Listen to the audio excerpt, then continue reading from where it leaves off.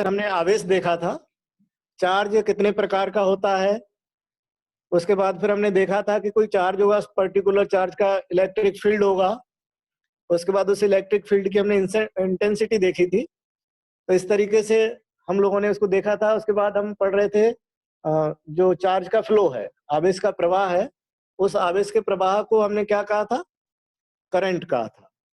उसके बाद हमने देखा था करंट दो तरीके का होता है, यहाँ तक हमने पढ़ लिया था। करंट दो तरीके का होता है, यहाँ तक पढ़ लिया था हम लोगों ने। Yes sir. Yes sir. कौन कौन सा करंट होता है? सर इनको एक्सप्लेन करना है अभी। ओके ओके, ठीक है। आज जो करंट है, जो हमने दो प्रकार के देखे, इनको एक्सप्लेन करेंगे। देखिए, सबसे पहला है अल्टरनेटिव करंट। तो अल्टरनेटिव करंट का मीनिंग समझते हैं। अल्टरनेटिव करंट का मीनिंग है कि जो करंट है वो डायरेक्शन चेंज कर रहा है। करंट है वो डायरेक्शन चेंज कर रहा है, एक बार करंट प्लस डायरेक्शन में, एक बार माइनस डायरेक्शन में। तो क्योंकि वो अल्टरनेटली जो क्रमिक रूप से सारा चेंज हो रहा है, एक बार पॉजिटिव, एक बार नेगेटिव, फिर पॉजिटिव, फिर नेगेटिव, इसीलिए इसको अल्टरनेटिव कहते हैं। अल्टरनेटिव का मतलब एक के बाद एक। तो एक बार पॉजिटिव हुआ, फिर एक बार नेगेटिव हुआ, फिर पॉजिटिव हुआ, फिर नेगेटिव हुआ। तो इस तरीके से जो अल्टरनेटिव ये फ्लो करता है, इसीलिए इसको हम एसी यानी अल्टरनेटिव करंट कहते हैं। नाम से इसका मीनिंग समझ में आया? हाँ जी, यस सर। तो प्लस और माइनस में चलता है। मैंने आपको कहा था कि जब प्लस होता है तो बल्ब जलता है, जब माइनस होता है तब बुझ जाता है। तो इस तरीके से ये अल्टरनेटिव चलेगा। दूसरी चीज, इसमें कुछ न कुछ फ्रीक्वेंसी होती है। फ्रीक्वेंसी किसे कहेंगे? एक प्लस और एक माइनस को अगर जोड़ दिया जाए तो एक साइकिल बन जाती है। प्लस और माइनस को अगर मिला दिया जाए तो क्या बन जाएगा? एक साइकिल, एक चक्र हो गया। तो ऐसी साइकिल कितनी एक सेकंड में बन रही हैं, या किसी स्थान से ऐसे कितने चक्र एक सेकंड में गुजर रहे हैं, वो क्या कहलाती है? उसकी फ्रीक्वेंसी कहलाती है। तो चूंकि इसमें प्लस माइनस है, साइकिल बन रही है, इसमें जीरो से शुरू होगा, जीरो से प्लस जाएगा, फिर जीरो होगा, माइनस आएगा और वापस से जीरो हो जाएगा। तो एक चक्र हो गया। तो जब एक चक्र जब होता है तो उसे क्या कहेंगे? एक साइकिल। हमारे देश में जो करंट होता है उसकी फ्रीक्वेंसी है, कितनी फ्रीक्वेंसी है हमारे देश में? 50 हर्ट्ज। 50 हर्ट्ज होती है, यानी एक सेकंड में 50 ऐसे साइकिल बनते हैं प्लस माइनस वाले। तो दूसरी कंडीशन होगी, चूंकि ये प्लस माइनस में गति करता है इसलिए इसकी फ्रीक्वेंसी होगी। ठीक। तीसरी बात करते हैं, इसका जो मैग्नीट्यूड होता है, आयाम होता है, वो चेंज होता है। जीरो से शुरू होगा, मैक्सिमम तक जाएगा, फिर जीरो होगा, धीरे धीरे कम होकर जीरो होगा, फिर माइनस में जाएगा, माइनस में मैक्सिमम होगा, फिर धीरे धीरे कम होगा, फिर जीरो हो जाएगा। तो इसका मैग्नीट्यूड है वो समय के साथ में चेंज होता रहता है। ठीक, ठीक है, यहां तक बात समझ में आई? यहां तक? Yes sir. Yes sir. उसके बाद नेक्स्ट है कि इसको स्टोर नहीं किया जा सकता। अल्टरनेटिव जो करंट है इसको हम स्टोर नहीं कर सकते। उसके बाद नेक्स्ट है कि जो हमारे पास ट्रांसफार्मर जो होते हैं, ट्रांसफार्मर जो होते हैं वो इसके मान को चेंज कर सकते हैं। धारा के मान को बढ़ा भी सकते हैं, धारा या वोल्टेज के मान को बढ़ा भी सकते हैं और घटा भी सकते हैं। तो ऐसे जो गुण हैं वो किसके हैं? अल्टरनेटिव करंट के। ये जो गुण दर्शाएगा उस करंट को हम क्या कहते हैं? अल्टरनेटिव करंट कहते हैं, एसी। इसका अपोजिट कर दो, ऐसा करंट जिसमें दिशा यानी डायरेक्शन चेंज नहीं होती, एक ही डायरेक्शन में चलता है। अगर वो प्लस डायरेक्शन में चल रहा है तो प्लस में ही चलेगा, माइनस में चल रहा है तो माइनस में चलेगा। यानी समय के साथ जब करंट की धारा नहीं बदलती तो क्या हो रहा है? वो कंटिन्यूअस एक डायरेक्शन में चल रहा है, इसलिए इसको डायरेक्ट करंट कहते हैं। इसमें डायरेक्शन चेंज नहीं हो रही है तो वो क्या हो गया? डायरेक्ट करंट हो गया। दूसरी चीज है, चूंकि उसके अंदर प्लस माइनस बन ही नहीं रहे हैं तो एक साइकिल कंप्लीट नहीं हो रही। साइकिल कंप्लीट नहीं है तो फ्रीक्वेंसी क्या होगी? डीसी करंट की फ्रीक्वेंसी क्या होगी? बताइए, कौन बताएगा डीसी करंट की फ्रीक्वेंसी कितनी होती है? जीरो। Sir zero. हाँ, जब प्लस माइनस नहीं है तो साइकिल नहीं बनेगी। जब साइकिल बनेगी नहीं, एक भी साइकिल नहीं है तो फ्रीक्वेंसी जीरो होगी। उसके बाद अगली बात करते हैं कि इसको स्टोर किया जा सकता है, इस करंट को स्टोर किया जा सकता है, बैटरियों के माध्यम से इसको संग्रहित किया जा सकता है। अगली बात है, इसके मान को, इसकी जो वैल्यू होती है करंट या वोल्टेज, इसको चेंज करना आसान काम नहीं है। बड़े जटिल सर्किट बनाकर ही हम इसकी वैल्यू को चेंज कर पाते हैं, अदरवाइज इसकी वैल्यू को चेंज नहीं कर पाते। जैसे ट्रांसफार्मर से हम एसी करंट की वैल्यू चेंज कर देते हैं, वैसे इसकी वैल्यू चेंज नहीं कर पाते। तो ऐसे जो गुण शो करता है वो क्या होता है? DC current. हेलो हाँ जी, बताएं। आप एक एग्जांपल दे दीजिए ऑल्टरनेटिव करंट का और डायरेक्ट करंट का। एक एग्जांपल ओके दे बेटा, ओके। एग्जाम्पल ये रहा आपके सामने। घर में जो बिजली आती है जिससे पंखा चलता है वो अल्टरनेट करंट है, और जो बैटरी से जो बिजली हमें मिलती है वो डायरेक्ट करंट है। जैसे इन्वर्टर हो गया सर, इन्वर्टर नहीं हुआ। तो इन्वर्टर से तो हमें एसी करंट मिलता है। तो फिर सर कैसे? डायरेक्ट करंट समझ में नहीं आ रहा था।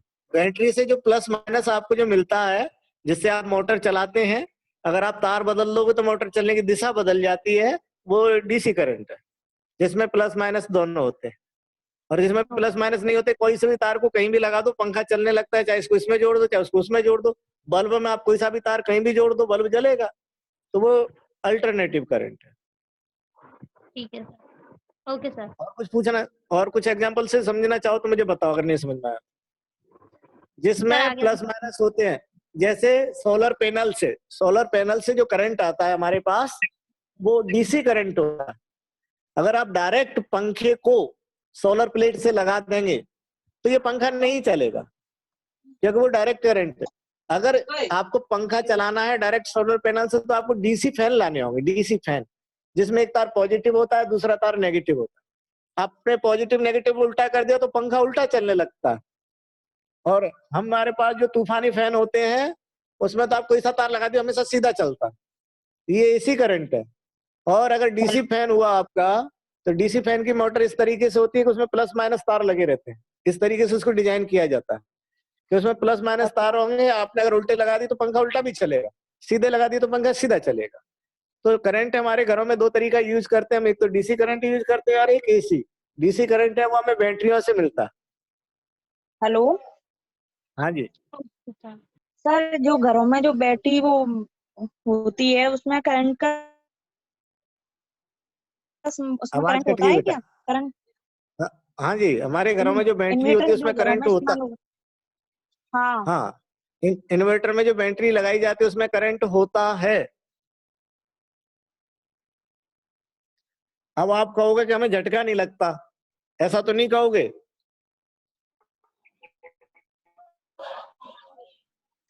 सर हाँ जी, सर जो इन्वर्टर का करंट होता है वो डीसी में होता है ना?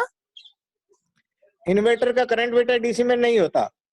इन्वर्टर का जो करंट होता है वो एसी में होता है, लेकिन इन्वर्टर को जो करंट मिलता है बैटरी से वो डीसी होता है। कंफर्म कर लें, डाउट में ना रहे कोई, जो धारणा है उससे दूर हो जाइए। हमारे पंखे चल रहे हैं इन्वर्टर से, अगर हमारे पंखे इन्वर्टर से चल रहे हैं तो पंखे तभी चलेंगे जब इसको एसी मिलेगा, क्योंकि एसी फैन है ये। अगर इन्वर्टर डीसी दे देता तो फिर पंखे उल्टे भी चल जाते उल्टा तार लगाने पर। कभी पंखे उल्टे चले आपके इन्वर्टर के करंट से? आपने तार कभी चेंज करके देखा होगा पंखे का, कभी पंखा उल्टा चला? सर, बैटरी के तारों जो उल्टे हो जाते हैं एक दूसरे से, मतलब तो उल्टा भी चलता है, ऐसा है? हमारा छत वाला पंखा? नहीं, छत वाला नहीं, जो जो वैसा होता है ऊपर वाला, साइड वाला। हाँ, साइड वाला जो तूफानी फैन आता है वो उल्टा चला कभी? बैटरी वाला फैन होता है, बैटरी वाला फैन होता है वो बै- वाला।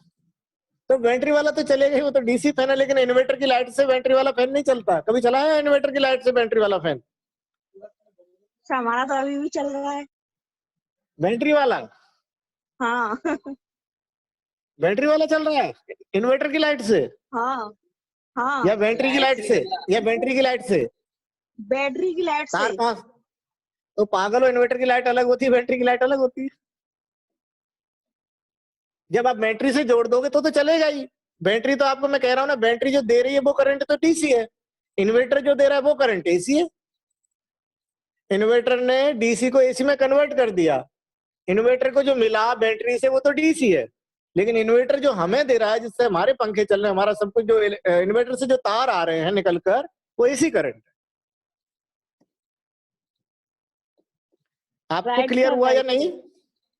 आपको yes, क्लियर sir, हो गया क्या? जिन्होंने अभी कहा कि इन्वर्टर से मेरा फैन चल रहा है, वो डीसी फैन है, उनको क्लियर हुआ या नहीं? सर क्लियर क्लियर ऐसा क्लियर हो गया। अब हाँ, और हेलो ऐसे मत किया करो कि वो इन्वर्टर से चल रहा है, वो बैटरी से चल रहा है, ऐसे बोला करो। मैं कंफ्यूज हो हाँ, जाऊं, मेरी हाँ। साइंस बिगड़ जाएगी। हेलो ठीक हाँ हो जी, हाँ जी। सर, हेलो बोले बोले। सर, जो ट्रांसफार्मर करंट हो गया, फिर वो कौन सा हो गया? वो डीसी हो गया। क्यों? ट्रांसफार्मर में तो एसी होता है। अभी बात की थी कि ट्रांसफार्मर जिस करंट को चेंज कर पाता है, वो एसी करंट को ही कर पाता है, डीसी को तो ट्रांसफार्मर चेंज कर ही नहीं पाता। ट्रांसफार्मर हमेशा एसी करंट में लगाए जाते हैं, डीसी में नहीं। ठीक है। चलिए, तो ये दो तरीके का करंट हो गया हमारे पास, एसी करंट और डीसी करंट। उसके बाद बात कर रहे हैं विद्युत धारा। तो विद्युत धारा के अंदर हमें क्या क्या पढ़ना है, वो हमने कल देखा था। नहीं देखा था, अब शुरू करेंगे। विद्युत धारा के अंदर हमने देखा था धारा के स्रोत, source of electric current. Electric current हमें कहां कहां से मिलता है। उसके बाद हम देखेंगे कि जो सोर्स है उनको कनेक्शन भी करके देखेंगे कि जो सोर्स है उनको जोड़े हैं तो किस तरीके से जोड़े, कब फायदा होगा, कब नुकसान होगा, उनका कनेक्शन करके भी देखेंगे। दो या अधिक सोर्स को आपस में जोड़ के देखेंगे। पहला टॉपिक तो ये है। पहला टॉपिक क्या है? सोर्स क्या है इलेक्ट्रिक करंट के। दूसरा है जो सोर्स है उनका हम कनेक्शन करके देखें। ये पहला टॉपिक हो गया। दूसरा टॉपिक है हमारे पास डिवाइस, इलेक्ट्रॉनिक डिवाइस। कौन कौन सी हमारे पास युक्तियां हैं, कौन कौन सी यंत्र है जिनका हम यूज करते हैं, क्या क्या उनके प्रिंसिपल्स हैं, वो देखेंगे। तीसरा है प्रतिरोध तथा प्रतिरोधों का संयोजन, रेजिस्टेंस और रेजिस्टेंस का कॉम्बिनेशन करके देखेंगे किस तरीके से हम रेजिस्टेंस को जोड़ सकते हैं। उसके बाद है अन्य प्रकार की ऊर्जा को विद्युत ऊर्जा में रूपांतरित करने का प्रयास करेंगे। ये जो जैसे सोलर लाइट है उसको इलेक्ट्रिक करंट में कन्वर्ट करें, विंड एनर्जी है इसको इलेक्ट्रिक करंट में हम कन्वर्ट करें। तो ये भी प्रिंसिपल देखेंगे किस तरीके से हम अदर एनर्जी को इलेक्ट्रिक एनर्जी में कन्वर्ट कर सकते हैं। उसके बाद है विद्युत धारा के प्रभाव कौन कौन से इफेक्ट क्रिएट करती है इलेक्ट्रिक करंट। तो ये टॉपिक है, बड़े बड़े टॉपिक है, एक एक करके डिस्कस करते हैं। सबसे पहले बात करेंगे सोर्स ऑफ करंट, धारा के स्रोत कौन कौन से हैं उस पर चर्चा करेंगे। तो देखिए, सबसे पहले हम बात कर रहे हैं विद्युत धारा के स्रोत। स्रोत दो तरीके के हो गए हमारे पास, एक तो है सेल और एक है जनरेटर।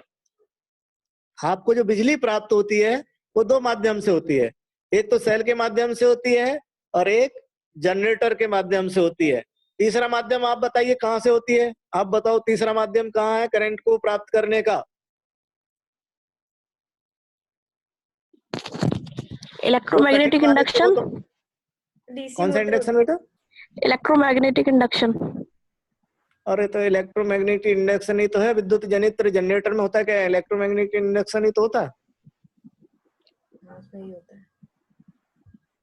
मैंने ये कहा था आपको सोर्स बताना, सोर्स। मैंने जो कठिन वाले तो मैंने बता दी, सेल और जनरेटर। सरल वाला आपको बताना था क्या था, और बताइए और कहां से हमें बिजली मिलती है? सूर्य से सर। बादलों से। बादलों से सर पानी से। सर अरे अर्थ से अर्थ लगा देते हैं तभी तो बिजली मिलती है सर। ठीक है भाई, मैं समझ गया। मेरा सवाल ओके, मेरा सवाल ये था, बस इतना सा था कि सोर्स जहां से हम मेरा सवाल सिर्फ इतना था कि जहां से हम तार लगा के और अपनी टीवी चला लें। हवा में तार लगा के टीवी नहीं चला सकते, ना पानी में तार लगा के टीवी चला सकते। चलो छोड़ो, दो ही माध्यम है। तीसरा तो मैं जानबूझ के पूछ रहा था, दो ही माध्यम है। हवा से भी जनरेटर चलेगा, पानी से भी जनरेटर चलेगा, विंड से भी जनरेटर चलेगा, टाइडल से भी जनरेटर चलेगा। तो होगा तो जनरेटर ना, सोर्स तो जनरेटर होगा ना। कोयले से भी जनरेटर ही चलता है। जो आप घरों में जो बिजली आप तारों से आती है वो भी जनरेटर से बन के आती है। तो जिनसे प्रोड्यूस होती है एनर्जी, वो दो ही सोर्स है हमारे पास, एक सोर्स है सेल और दूसरा सोर्स है हमारे पास जनरेटर। दिमाग में क्लियर हुआ? यस सर, हो गया। अब सही है ना? जो आप भटक गए रास्ते से, वापस से रास्ते पे आ जाओ। वो सोर्स नहीं है जिनकी आप बात कर रहे हैं, वो अदर एनर्जी है जिसको हम इलेक्ट्रिक एनर्जी में कन्वर्ट करते हैं। किसके द्वारा? जनरेटर के द्वारा। अभी मैं ऊपर हेडिंग की तो आपको बता ही चुका था कि अदर सोर्स है, अन्य स्रोतों से विद्युत ऊर्जा को प्राप्त करना वो अलग चीज है। हमारे पास जो सोर्स होगा जिससे इलेक्ट्रिक एनर्जी क्रिएट होगी वो दो ही है, या तो वो सेल हो सकता है या फिर वो जनरेटर हो सकता है। ठीक, तो हमारे पास सोर्स ऑफ इलेक्ट्रिक करंट दो हो गए, एक तो सेल और दूसरा है जनरेटर। उसके बाद बात करते हैं सेलों की। अगर बात करें तो सेल दो तरीके के होते हैं। एक तो सेल ऐसे होते हैं जो एक बार में यूज में आने के बाद हमें फेंकने पड़ जाते हैं, यानी दोबारा काम में नहीं आते। एक सेल ऐसे होते हैं जिनको हम दोबारा काम में नहीं ले सकते, ऐसे सेलों को प्राइमरी सेल कहते हैं, प्राथमिक सेल। ऐसे सेल जिनको हम एक बार उपयोग में लेने के बाद फेंक देते हैं, दोबारा काम में नहीं ले सकते, ऐसे सेलों को प्राइमरी सेल कहते हैं। यानी ये इनको रिचार्ज नहीं किया जा सकता, इनको पुनः चार्ज नहीं किया जा सकता। ऐसे सेल क्या कहलाते हैं? Primary cell. और ऐसे सेल जिनको हम एक बार उपयोग में ले लिया, डिस्चार्ज हो गया, फिर से चार्ज कर लिया, फिर उपयोग में ले लिया, फिर से चार्ज कर लिया, फिर उपयोग में ले लिया, ऐसे सेल कहलाते हैं सेकेंडरी यानी द्वितीयक सेल। अब इनके एग्जांपल्स को हम लोग देखेंगे। प्राथमिक द्वितीयक सेल कौन कौन से होते हैं? तो सबसे पहले आप बताइए, सेकेंडरी सेल आपने देखा है क्या? जी सर। द्वितीयक सेल कौन सा होता है बताओ? फोन की बैटरी। नहीं सर, वो अलग नहीं आता। अलग नहीं आता। फोन की बैटरी ठीक है, चार्ज हो रही है ना, ठीक है, तो सेकेंडरी हो गई। फोन की बैटरी हो गई, इन्वर्टर की बैटरी हो गई, और कुछ चार्जेबल पेंसिल सेल भी आने लग गए, चार्जेबल। तो जिनको चार्ज किया जा सकता है वो सभी चार्ज किया जा सकता है वो सभी सेल सेकेंडरी सेल होते हैं, द्वितीयक सेल कहलाते हैं। ठीक है, यहां तक कोई प्रॉब्लम नहीं सर। अब बात करते हैं प्राइमरी सेल। तो प्राइमरी, हाँ जी, कुछ बोल रहे हैं आप लोग, आवाज नहीं आ रही, बताइए क्या कह रहे हैं? तो सीसा संचायक सेल क्या है ये? हाँ, तो वो कहता रहा हूँ, इन्वर्टर की बैटरी हो गई ना, सीसा संचायक cell, lead storage battery. Inverter वाली जो बैटरी होती है वो भी सेकेंडरी सेल है। ये मोटरसाइकिल जो व्हीकल्स होते हैं उनमें सब में लगी रहती है। तो ये जो बैटरी है वो सेकेंडरी सेल कहलाती है। ठीक है। उसके बाद बात कर रहे थे हम लोग प्राइमरी सेल की। इसमें सबसे जो प्रचलित जो सेल है वो ड्राई सेल है, शुष्क सेल है, जो बहुत ज्यादा डेली लाइफ में हम लोग यूज करते हैं, रिमोट में है, घड़ी में है, ऐसे जो यूज करते हैं वो कैसा है? वो है हमारे पास प्राइमरी सेल। एक बार जब उसके केमिकल खत्म हो जाते हैं उनको वापस से एक्टिव नहीं किया जा सकता, यानी उस सेल को चार्ज नहीं किया जा सकता, ऐसा सेल को हम क्या कह दिया? Primary cell. तो एग्जांपल हो गया शुष्क सेल। और शुष्क सेल को हम लोग लैक्लांसे सेल के नाम से भी जानते हैं। इसकी खोज की थी वो लैक्लांसे ने की थी, उसने बनाया था जो सेल, उसको लैक्लांसे सेल कहते हैं। अब इसका जो मॉडिफाइड फॉर्म है, आधुनिक जो रूप है, वो ड्राई सेल के नाम से जाना जाता है, बाकी है पूरा वो लैक्लांसे सेल ही है। उसके बाद इसमें एक और एग्जांपल है, वो है डेनियल सेल। हम पढ़ेंगे अभी डेनियल सेल क्या होता है, आप लोगों ने शायद देखा होगा। एक ऐसा बर्तन ले लेते हैं, उसमें ZnSO4 मिला देते हैं, कॉपर सल्फेट मिला देते हैं, और इस तरीके से एक सेल तैयार करते हैं जिसमें सर थोड़ा धीरे धीरे। अच्छा अच्छा, ठीक है बेटा, धीरे कर दूंगा। अभी आएंगे हम लोग, दरअसल उसको डिटेल में देखेंगे, मैं अभी समरी बोल रहा था उसकी। जैसे अभी बात कर रहे हैं हम लोग डेनियल सेल की, अगर बात करें तो डेनियल सेल के अंदर हमने क्या कहा है कि एक पात्र ले लेंगे, उसके अंदर हमने एक सॉल्यूशन ले लिया, उसमें कॉपर की छड़ डाल दी, एक और हमने पात्र ले लिया, उसके अंदर ZnS, मैं आ रहा हूँ इस पे, आप लिखो मत, नोट मत करना, आप अभी रफली माइंड मेकअप कर लीजिए, मैं भी डिटेल आ रहा हूँ, लिखना मत शुरू कर देना। तो इस तरीके का जो सेल है वो अभी देखेंगे, वो क्या कहलाएगा? Daniell cell. आपने नहीं देखा हो, लैब के अंदर यूज में लिया जाता है। कभी लौट के आओ तो मुझे याद दिलाना, मैं आपको डेनियल सेल दिखाऊंगा। तो ये हो गया हमारे पास, दोनों तरीके के सेल हो गए। अब बात करते हैं जनरेटर। जनरेटर दो तरीके के होते हैं। एक जनरेटर तो वो होता है जो AC करंट बनाता है, उसे प्रत्यावर्ती धारा जनित्र कहते हैं, डिटेल में पढ़ेंगे इसको अभी। दूसरा होता है ऐसा जनरेटर जिससे DC करंट बनाया जाता है, जिसे DC करंट बनाया जाता है उसको दिष्ट धारा जनित्र कहते हैं, उसको भी अभी हम पढ़ेंगे। तो इस तरीके के ये हमारे सोर्स हैं। एक व्यू में देख लीजिए क्या क्या सोर्स है, समझ में आ गए सोर्स कौन कौन से हैं।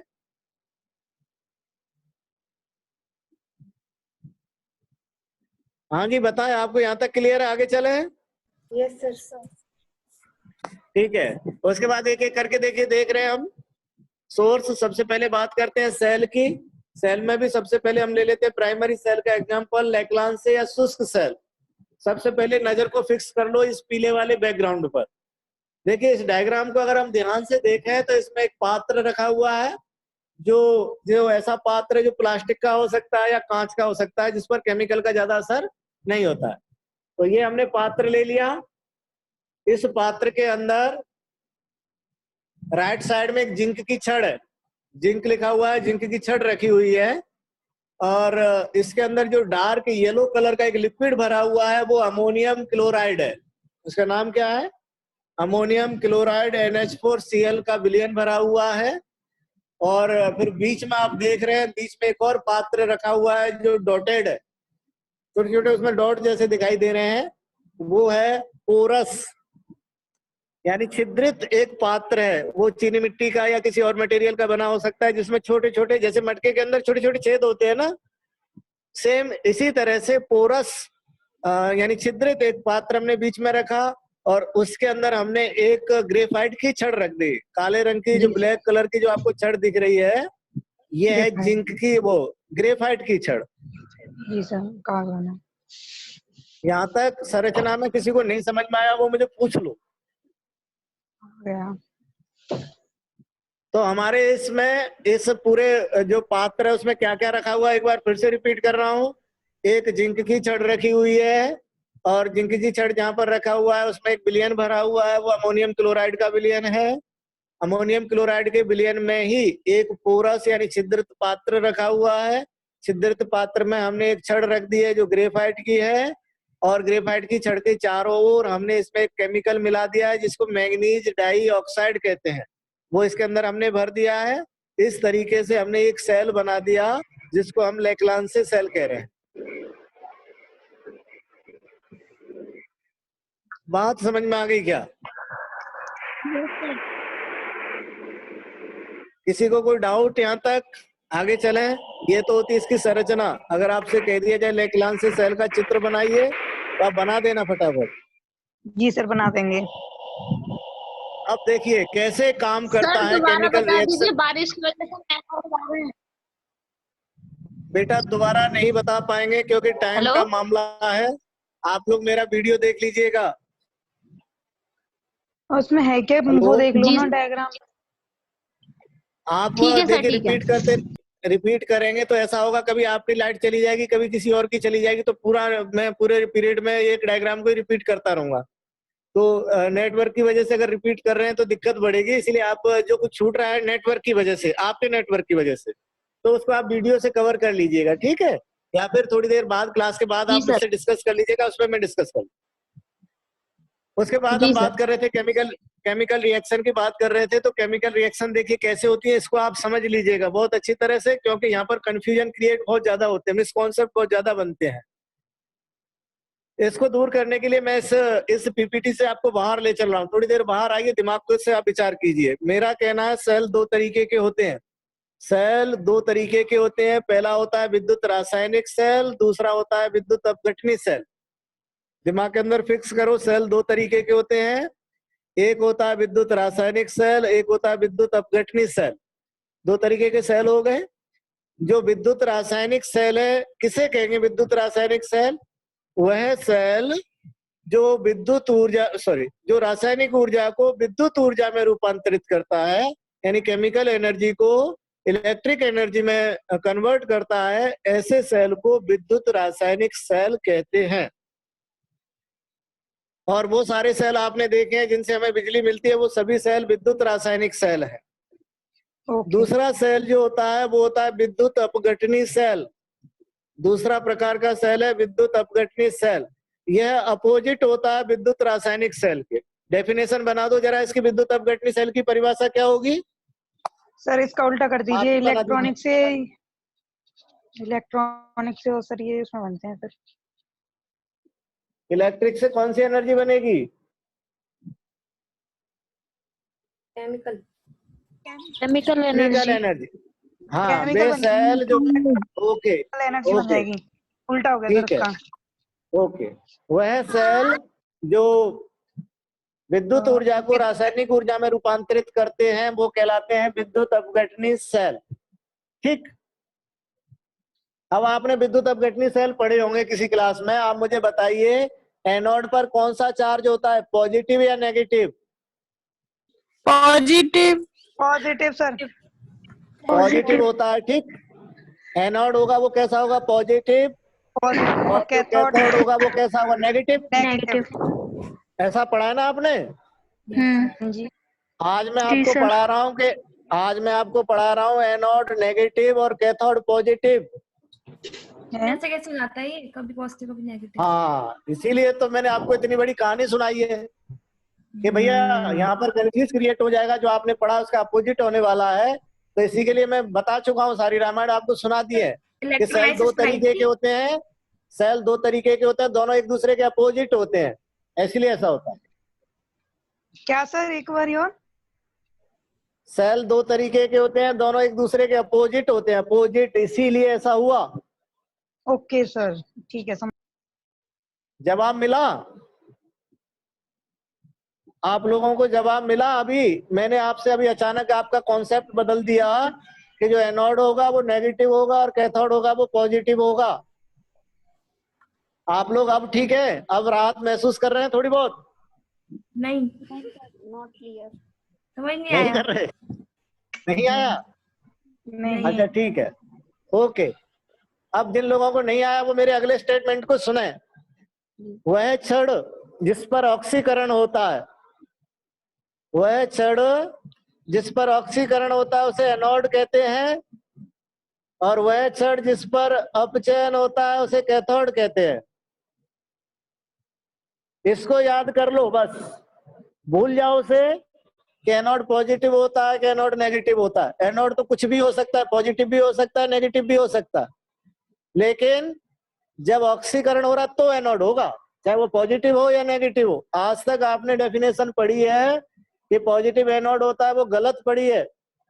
वो केवल एक सेल पर लागू होता है जिसका नाम विद्युत अपघटनी सेल, एक पर लागू होता है।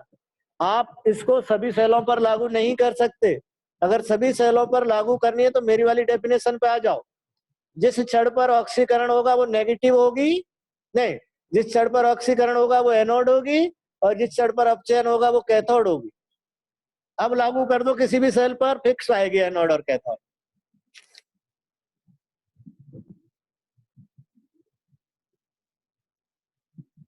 डेफिनेशन समझ में आई एनोड और कैथोड की? एनोड के आगे आप ऑक्सीकरण लिख दो, कैथोड के आगे अपचयन लिख दो। हाँ ठीक है, ठीक है, यहाँ तक अभी रख लो। मैं एप्लीकेबल कर रहा हूँ, अपनी चीज को मैं ला रहा हूँ, एग्जाम्पल के थ्रू मैं समझाने वाला हूँ। रिएक्शन में भी दिखा। हाँ, रिएक्शन पे ही मैं आ रहा हूँ, मैं उसका एप्लीकेशन कर रहा हूँ अपनी बात का। दरअसल अभी आपको मैंने एक कॉन्सेप्ट दिया है, आप इसको दिमाग के अंदर सेट कर लो कि जहां पर ऑक्सीडेशन होगा वो हमेशा एनोड कहलाएगा, और जहां पर अपचयन होगा वो कैथोड कहलाएगा। अब बात आती है सेल के अंदर होने वाली रिएक्शन की, बात कर लेते हैं। अब एनोड कैथोड तो हमारे दिमाग में क्लियर है।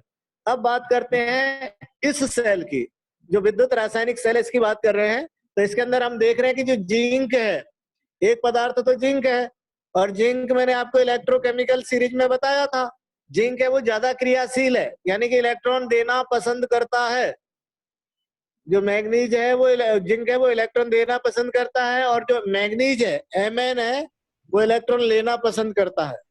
तो जो दो ऐसे जोड़े बन जाए जिसमें एक पदार्थ इलेक्ट्रॉन लेके खुश है और एक पदार्थ इलेक्ट्रॉन दे के खुश है, तो वहां पर क्रिया चालू हो जाती है। नेचर के अंदर कभी भी वही बॉन्ड बनते हैं, वही क्रिया होती है जहां पर स्टेबिलिटी प्राप्त हो। तो वहां पर जब Mn भी खुश है, Mn भी स्टेबल हो रहा है और जिंक भी स्टेबल हो रहा है, तो उनके बीच में जो कुछ होना था वो सब होता है। और होना होता क्या, रसायन में एक ही काम होता है, इलेक्ट्रॉन का ट्रांसफर। और रसायन में मैंने कोई दूसरी चीज पढ़ी ही नहीं आज तक। मैंने रसायन को इतना पढ़ा, लेकिन आज तक सिर्फ एक ही चीज पढ़ पाया, मालूम है क्या? आप लोगों को मालूम है मैंने रसायन में आज तक क्या पढ़ा? Electron transfer. एक चीज केवल आज तक पूरी जिंदगी में एक चीज पड़ी, इलेक्ट्रॉन का ट्रांसफर, और कुछ होता ही नहीं है पूरे रसायन में, बताओ। और अल्लाह मचा रखा है कि रसायन बहुत कठिन है, बहुत कठिन है। तो मैंने कहा कि जो होना होता है वो होता है, तो कुछ और होता ही नहीं है, केवल एक ही काम होता है। अगर रसायन की बात करो तो ओनली इलेक्ट्रॉन का ट्रांसफर होता है, और वो भी सभी इलेक्ट्रॉनों का नहीं। जो आउटर सेल में इलेक्ट्रॉन है केवल उनका, बाकी अंदर वाले तो बेचारे सोने के लिए हैं, उन पर कोई काम नहीं होता, वो रखे रहते हैं अपने नाभिक के चारों ओर चक्कर लगाते रहते हैं। अगर कोई इलेक्ट्रॉन क्रिया करता है तो वही इलेक्ट्रॉन क्रिया करता है जो आउटर सेल का इलेक्ट्रॉन। तो पूरे रसायन में हमें जो नजर रखनी होती है वो आउटर सेल के इलेक्ट्रॉनों पर रखनी होती है बस, और उन्हीं का जोड़ना तोड़ना फोड़ना, इधर का उधर उधर का इधर करना रसायन बन जाता है। तो यहाँ पर भी वही हुआ है जो आप केमिकल रिएक्शन की बात कर रहे हैं, जिससे हमें करंट मिल रहा है, उस केमिकल रिएक्शन के अंदर यही हुआ। जिंक से 2 इलेक्ट्रॉन निकले और मैग्नीज ने ले लिए, बन गई बिजली। कितना आसान है बिजली बनना।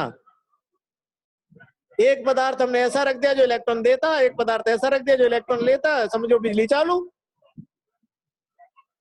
समझ में आ गई? हेलो हाँ जी बताएं, बोले।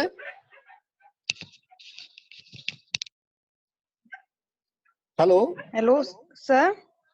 हाँ जी। सर जो लाइट की स्पीड होती है सर वो कितनी होती है? लाइट की स्पीड डिपेंड करती है वोल्टेज पर। जो ओके स्पीड सर। होती है वही करंट कहलाता है। स्पीड इसकी फिक्स नहीं होती, करंट है वो स्पीड नहीं ही सर। तो है। हाँ सर, वो जो आपने उस दिन पढ़ाया था कि जो लाइट होती है और वो जो एक साथ टकराती हैं तो आवाज पहले आती है, तो मैंने देखा अरे तो वो मैंने पढ़ा बुक। हाँ अरे वाली वो बात लाइट कर रही हूँ। दूसरी है, वो लाइट होता है हाँ मैं उसी प्रकाश। के हाँ मैं वही वाली की बात कर रही थी। अच्छा तो वहां पहुंच गए आप। चलिए, उसकी तो होती है 3 गुणा 10 की घात 8 मीटर प्रति सेकंड होती है उस लाइट की। हाँ यस सर दोनों अलग अलग है ना। तो हाँ, तो वो लाइट, इस लाइट को लाइट नहीं कहते, इस लाइट को करंट कहते हैं जो हम पढ़ रहे हैं। इसको आप लाइट मत कहिए। लाइट तो वो है जो, वो लाइट आती, वो उसमें करंट भी आता है और लाइट भी आती है, उसमें दोनों चीज आती है। मैंने उसको लाइट के बारे में बताया था, करंट के बारे में नहीं कहा था। वो करंट की स्पीड नहीं है, जी वो सर जो वही तो। चमक आती है जी ना, सर चमक, समझ गए। चमक की स्पीड है वो जिसको आप बात कर रहे हैं। जी तो सर वो चमक को हमने लाइट जी कहा समझ था। गए। अच्छा, हम इस लाइट को जी लाइट समझ। कहते थे। जो घर में करंट होता है उसको हम लाइट बोल देते हैं, गलत वर्ड है। लाइट तो वो जो बल्ब से निकल रही है, हम कहते हैं लाइट आ गई, समझ जी लो सर। भारत है, ये होता है हाँ करंट आ समझ गया। गए। ठीक है, तो लाइट से आप कंफ्यूज मत होइएगा, वो बहुत रफ वर्ड है।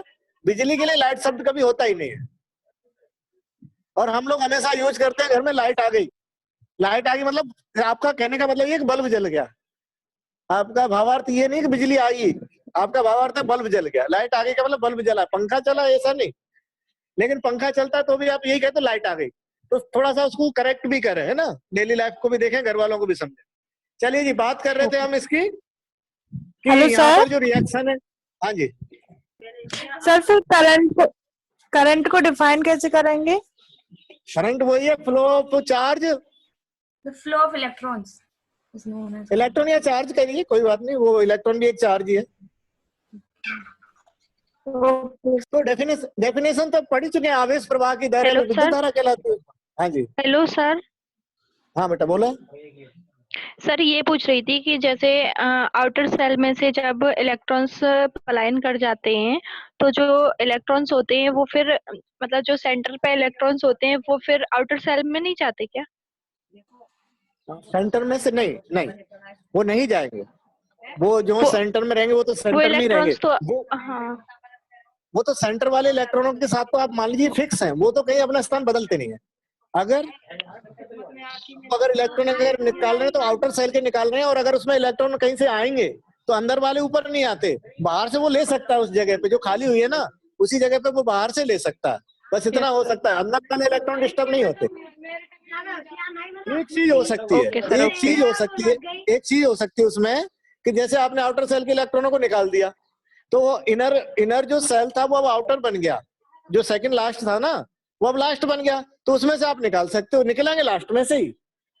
आपने आउटर को निकाल के आउटर सर। खत्म कर दिया, अब जो सेकंड लास्ट था वो आउटर हो गया, अब निकलेंगे आउटर से ही। Okay sir, okay. ओके ठीक है। उसके बाद हमने देखा, इस रिएक्शन को हमने देख रहे हैं, तो इस रिएक्शन में जो Zn है वो कन्वर्ट हुआ किसके अंदर, Zn+2 के अंदर। अब बताइए ये कौन सी रिएक्शन है, ऑक्सीडेशन है या रिडक्शन है? ऑक्सीडेशन हो रहा है। ऑक्सीडेशन है, जहाँ ऑक्सीडेशन हो गया। ऑक्सीडेशन, नो डाउट ऑक्सीडेशन है, क्योंकि इलेक्ट्रॉन निकल रहे हैं, तो इलेक्ट्रॉन का निकलना ऑक्सीडेशन कहलाता है। यानी इस छड़ पर, जिंक वाली जो छड़ थी उस पर ऑक्सीडेशन हुआ, तो जिंक की छड़ को क्या कहेंगे हम यहाँ पर? एनोड। एनोड। इसी तरह से जो मैग्नीज है, मैग्नीज इन इलेक्ट्रॉन को ग्रहण करेगा और MnO2 कन्वर्ट हो जाएगा MnOOH में। तो ये बताइए, यहाँ पर इलेक्ट्रॉन ले रहा है पदार्थ, इलेक्ट्रॉन ले रहा है, तो क्या हुआ यहाँ पर? अपचयन। जी। ठीक है, दोनों चीज समझ में आ गई। अपचयन जो होगा उसे हम क्या कहते हैं? कैथोड। जिस छड़ पर अपचयन हो रहा है उसको हम क्या कहते हैं? कैथोड। यहाँ तक ठीक है? यहाँ तक कोई डाउट तो नहीं?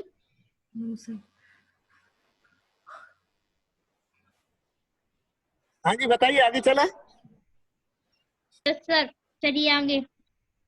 अब बात कर रहे थे कि जो जिंक आपने सेल देखा है, आपने देखा सेल, आपने यूज में किया है, बताइए जिंक होता है वो नेगेटिव होता है कि पॉजिटिव?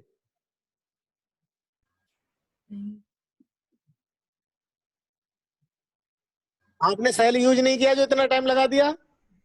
पॉजिटिव होता है। पॉजिटिव होता है। गलत आंसर। शायद कभी मतलब सेल इस्तेमाल नहीं किया लाइफ में, कभी सेल नहीं देखा।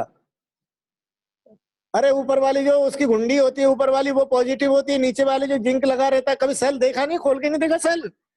सर बोला तो खोल के मन देखिए, खोल के नहीं देखेंगे तो भी आपको मालूम है वो ऊपर जो ये स्टील जैसा जो दिखता है वो क्या है? जिंक का ही तो है वो पूरा पात्र। तो वो नीचे की तरफ जो नीचे का सिरा होता है वो नेगेटिव होता है, और ऊपर जो होता है वो ग्रेफाइट का जो पिन टोपी लगी रहती है वो ग्रेफाइट पे लगी रहती है। तो ग्रेफाइट है वो पॉजिटिव है और जो जिंक है वो नेगेटिव है। ठीक है, हाँ जी समझ में आया? सर आ गया। ओके, तो अभी आपने देखा कि एनोड कैसा हो गया? नेगेटिव। नेगेटिव हुआ या नहीं? हो गया ना? हो गया तो नेगेटिव। तो इस सेल में, विद्युत रासायनिक सेल में, एनोड नेगेटिव होता है और कैथोड है वो पॉजिटिव होता है। अच्छा, ग्रेफाइट की छड़ का रोल बताइए। ग्रेफाइट की छड़ क्या काम कर रही है यहाँ पर रखी रखी?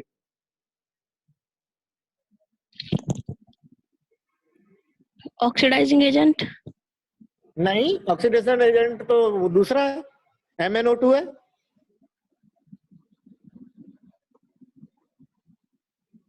देखिए यहाँ पर ग्रेफाइट की छड़ का कोई भी रोल नहीं है, क्योंकि MnO2 है वो पाउडर फॉर्म में है और पाउडर फॉर्म को ना फिजिकली कांटेक्ट में नहीं ले सकते, इसीलिए हमने वहां पर एक रॉड ले ली है जो ओनली इलेक्ट्रॉन को फ्लो करती है, ओनली इलेक्ट्रॉन को फ्लो करती है, इसीलिए हमने वहां पर वो रॉड ली है। उसका काम इतना ही है कि आपने तार इस पे लगाया ग्रेफाइट पे, तो वो उस तार के द्वारा इलेक्ट्रॉनों को लेकर MnO2 को दे दे, बस इतना सा काम है ग्रेफाइट का। किसी भी केमिकल रिएक्शन में पार्टिसिपेट नहीं करता ग्रेफाइट। यहाँ पर क्या काम था ग्रेफाइट का? कि जो जिंक पर इलेक्ट्रॉन बने, जो जिंक की छड़ पर इलेक्ट्रॉन बने, वो तार जब आपने बल्ब जोड़ा, जिंक से टच किया, तो जिंक से जैसे तार टच किया, तार में इलेक्ट्रॉन आए, बल्ब में होकर चले, बल्ब जला, आगे बढ़े और कहाँ पहुंचा? ग्रेफाइट की छड़ पर। ग्रेफाइट की छड़ से किसने ले ली? MnO2 ने, और वहां पर उसका अपचयन हो गया। अभिक्रिया कंप्लीट।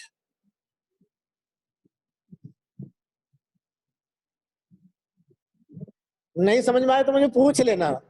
देखिए मैं क्लास को बनवे नहीं करना चाहता, आपके समझ में नहीं आएगा तो मेरी क्लास का कोई मीनिंग नहीं रहता। मेरा पहला टारगेट है आप लोगों को समझा देना यहाँ बैठ के। तो आपकी समझ में नहीं आया तो मेरी क्लास का कोई मीनिंग नहीं है, तो आप मुझे रोक लीजिए, भले मेरे कम टॉपिक हो लेकिन समझ में आ जाना चाहिए आपके। कुछ पूछना है तो पूछ लीजिए मेरे से, डाउट है वो क्लियर कर लीजिए। और मुझे सर ग्रेफाइट वाला ये समझ में नहीं आया। अच्छा, ग्रेफाइट वाले को फिर से समझाते हैं आप लोगों को। जैसे मान लीजिए हमने कहा था कि ग्रेफाइट जैसे MnO2 है, MnO2 तक इलेक्ट्रॉन कैसे पहुंचे? सेल के अंदर बंद है MnO2, भर दिया हमने सेल के अंदर, वहां पर बताइए इलेक्ट्रॉन, वो तो पाउडर है, वहां पर आप तार कैसे बांधोगे? पाउडर से बांध पाओगे तार को? लिंक कर पाओगे पाउडर के साथ में तार? उसके लिए कोई सॉलिड सरफेस, उसके लिए कोई सॉलिड सरफेस होना चाहिए जहां हम तार चिपका सकें, बांध सकें, उसको फिजिकली कांटेक्ट कर सकें। तो हमने यहाँ पर उस रॉड को लगा दिया, उसके बीच में रॉड डाल दी। वो रॉड क्या करेगी? रॉड ये करेगी कि जो इलेक्ट्रॉन आ रहे हैं कहाँ से, जिंक से जो इलेक्ट्रॉन आ रहे हैं उसको MnO2 तक पहुंचा दे। ठीक है सर। ठीक है, क्लियर हुआ जी सर। यहाँ तक? ओके। उसके बाद हम बात कर रहे थे कि यहाँ पर ऑक्सीकरण हो रहा है, यानी जो एनोड है वो नेगेटिव होगा और कैथोड है वो पॉजिटिव होगा। ठीक, तो ये हो गया हमारा एक लेक्लांसिस सेल। अब लेक्लांसिस सेल को थोड़ा सा बढ़िया सा डिजाइन करके और मटेरियल को पैक करके बिल्कुल बंद करके हमने क्या बना दिया? शुष्क सेल। और ये सेम केमिकल है, सेम रिएक्शन है, केवल उसको मॉडल को चेंज कर दिया। जो मॉडल खाली रखा हुआ था उसमें वो जो पानी भरा हुआ था यानी विलयन था अमोनियम क्लोराइड का, वो हमने पेस्ट बनाकर और इसको शुष्क बना दिया। सारे जो लिक्विड थे उनको हमने सेमी लिक्विड या पेस्ट के अंदर कन्वर्ट करके और शुष्क सेल बना दिया। इससे हमें बहुत बड़ा फायदा मिला, इसको लाने ले जाने में, यूज करने में बहुत आसानी हो गई। तो इस तरीके से ये हमारा शुष्क सेल और लेक्लांसे, दोनों में अंतर समझ में आ रहा है? जो लेक्लांसे ने खोजा था, जो बनाया था, वो तो ये रहा, जो येलो उसमें है बैकग्राउंड में, और अब इसका जो रूपांतरित फॉर्म है वो शुष्क सेल के रूप में है। तो कई बार आपसे पूछा जाए कि भाई आप लेक्लांसे सेल लिखो तो इधर वाला बना देना, और अगर शुष्क सेल की बात कर रहे हैं इधर वाला बना देना, है दोनों सेम। ठीक है, यहाँ तक कोई प्रॉब्लम किसी को? कोई सवाल पूछ रहा हो तो पूछ लीजिए, बाकी फिर मैं नेक्स्ट टॉपिक पे चल रहा हूँ।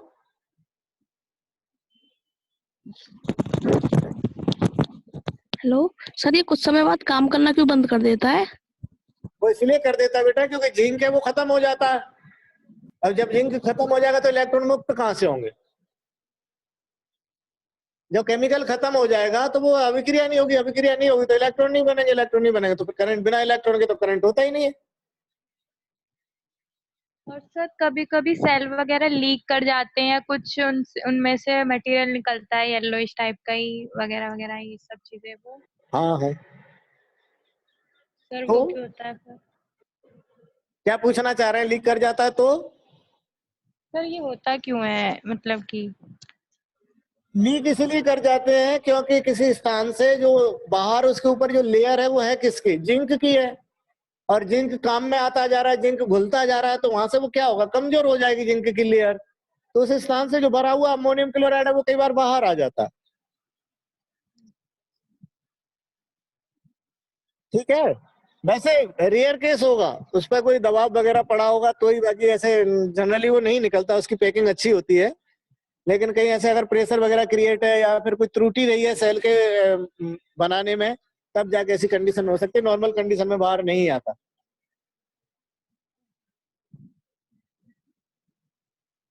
ठीक है, और हमेशा आएगा तो पुराने सेल से आएगा जिसके अंदर जिंक की जो लेयर है वो क्या हो चुकी है? डैमेज हो चुकी है, क्योंकि जिंक है वो Zn2 के अंदर कन्वर्ट हो गया पूरा का पूरा। तो जिंक की लेयर खत्म है तो उसमें से जो लिक्विड होगा वो बाहर निकल आएगा। ठीक है जी, आगे चलें।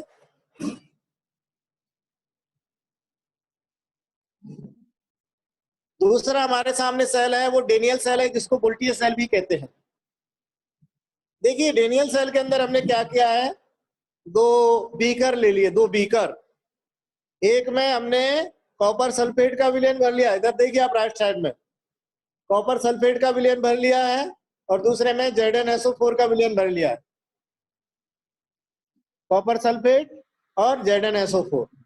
अब हम देख रहे हैं कि जो कॉपर सल्फेट है उसके अंदर हमने कॉपर की प्लेट डाल दी है, और ZnSO4 में हमने जिंक की प्लेट डाल दी है। तो यहाँ पर अभिक्रियाएं होंगी, और अभिक्रियाएं कैसी होंगी? जो जिंक है वो किसके अंदर कन्वर्ट हो जाएगा? Zn+2 के अंदर। तो जिंक है वो किसके अंदर कन्वर्ट होगा? Zn+2 के अंदर कन्वर्ट होगा। तो Zn+2 बनेगा तो इलेक्ट्रॉन फ्री होंगे, और इलेक्ट्रॉन कहाँ जाएंगे? ऊपर देखो इलेक्ट्रॉन जा रहा है तार में, तार में गया, तार में जाने के बाद वो बल्ब में होके गुजरा तो बल्ब जला, बल्ब जल के वो दूसरे तार में गया और कहां तक पहुंचा? कॉपर की प्लेट तक पहुंचा। अब कॉपर की प्लेट पर जब इलेक्ट्रॉन पहुंचे तो कॉपर के जो कॉपर सल्फेट का विलयन है उसमें क्या होते हैं? Cu+2 आयन होंगे। वो प्लस आयन है वो कहाँ जाएंगे? रॉड पे आ जाएंगे, और रॉड पर आकर उस इलेक्ट्रॉन को ग्रहण कर लेंगे। जो इलेक्ट्रॉन कहाँ से आए थे? जिंक से आए थे। उन जिंक से आने वाले इलेक्ट्रॉन को किसने ले लिया? कॉपर के आयन ने ले लिया। तो यहाँ पर इस तरीके से एक अभिक्रिया कंप्लीट हो जाएगी। जिंक ने इलेक्ट्रॉन दिए, कॉपर ने लिए। तो जिंक का ऑक्सीकरण, कॉपर का अपचयन। तो जिंक की छड़ एनोड, कॉपर की छड़ कैथोड। जिंक की छड़ नेगेटिव, कॉपर की छड़ पॉजिटिव। ठीक है यहाँ पर। और देखिए बीच में एक यू आकार की ऐसी एक नली लगा रखी है। इस यू आकार की नली में Na2SO4 का विलयन भरा हुआ है। Na2SO4। ये Na2SO4 का जो विलयन है, ये क्या करता है? ये इधर जैसे इलेक्ट्रॉन की मात्रा बहुत बढ़ जाएगी, आयन की मात्रा बढ़ जाएगी, तो उस आवेश संतुलन के लिए ये क्या करेगा? जैसे मान लीजिए यहाँ पर हमने देखा कि कॉपर तो जमा हो गए, इधर कॉपर जमा कहाँ हो गए? छड़ पर। तो विलयन में क्या रहेगा? SO4 minus. SO4 माइनस की जब मात्रा बढ़ जाएगी तो वो कॉपर के आयनों को अपनी ओर खींचने लगेंगे, तो जो करंट में बाधा उत्पन्न होगी। इसीलिए SO4 आयन को, SO4 जो आयन है उसको उदासीन करने के लिए क्या भरा हुआ है इसके अंदर? Na+ ion. Na+ आयन इसको उदासीन कर देंगे, जिससे कॉपर का फ्लो लगातार होता रहेगा और बल्ब जलता रहेगा। ठीक है।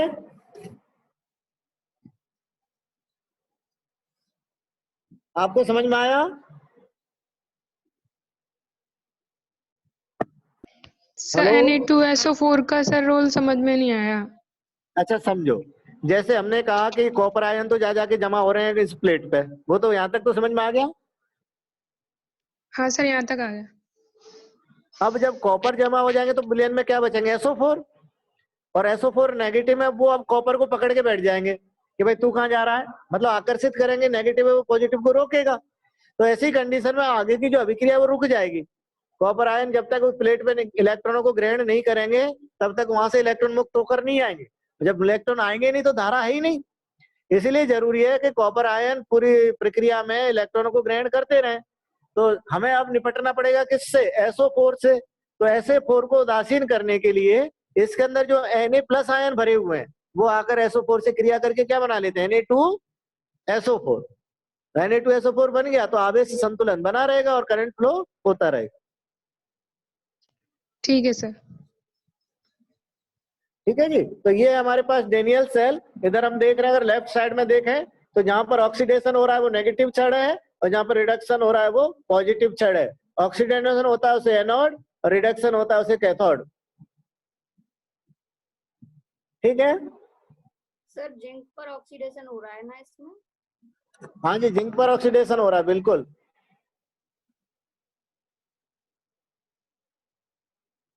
ठीक है, यहाँ तक कोई प्रॉब्लम किसी को? अच्छा एक सवाल और है मेरी तरफ से, आप नहीं पूछ रहे, आप पूछते भी नहीं हो सवाल। तुम नहीं पूछो तो मैं पूछ लेता हूँ। बताइए जहां पर ऑक्सीडेशन हो रहा है वो नेगेटिव क्यों हुई?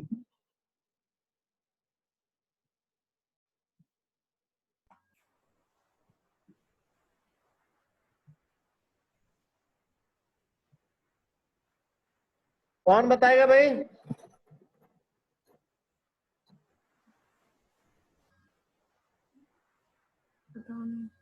हेलो भाई, मेरी आवाज आ रही है? सुन पा रहे हैं आप मुझे? आ रही है आवाज। आयुषी? अच्छा ठीक, आ रही है। ओके। आप जवाब नहीं दे रहे, मैं जवाब दूं आपको? फिर बताओ कैसे होता है। हाँ बता दो। देखिए ऑक्सीडेशन हुआ तो इलेक्ट्रॉन मुक्त हुए, और जहां पर इलेक्ट्रॉन अधिक होंगे वहां तो नेगेटिव हो ही जाएगा ना, इसलिए नेगेटिव है या नहीं होगा? सर कैसे? इलेक्ट्रॉन मुक्त हो रहे हैं, ऑक्सीडेशन हो रहा है, इलेक्ट्रॉन मुक्त हो रहे हैं। जब इलेक्ट्रॉन मुक्त होंगे जहां पर इलेक्ट्रॉन की अधिकता होगी तो वो तो नेगेटिव होगा ही होगा। ये कोई बात नहीं हुई। नहीं आया, समझ में नहीं आया? ऊपर होके जा रहा है। ऊपर होके, रुको। अच्छा देखो फिर से समझो, हमने जिंक था, जो जिंक की छड़ थी, जिंक की छड़ में से जो Zn के परमाणु थे वो Zn+2 में बदलकर चले गए विलयन में। Zn+2 तो विलयन में चले गए। छड़ पे क्या छोड़ गए? इलेक्ट्रॉन। एक आयन 2 इलेक्ट्रॉन छोड़ के गया, 2 आयन गए तो 4 इलेक्ट्रॉन छड़ पे बचे। अब छड़ पे मान लो 20 इलेक्ट्रॉन हो गए, तो छड़ पॉजिटिव होगी या नेगेटिव? नेगेटिव।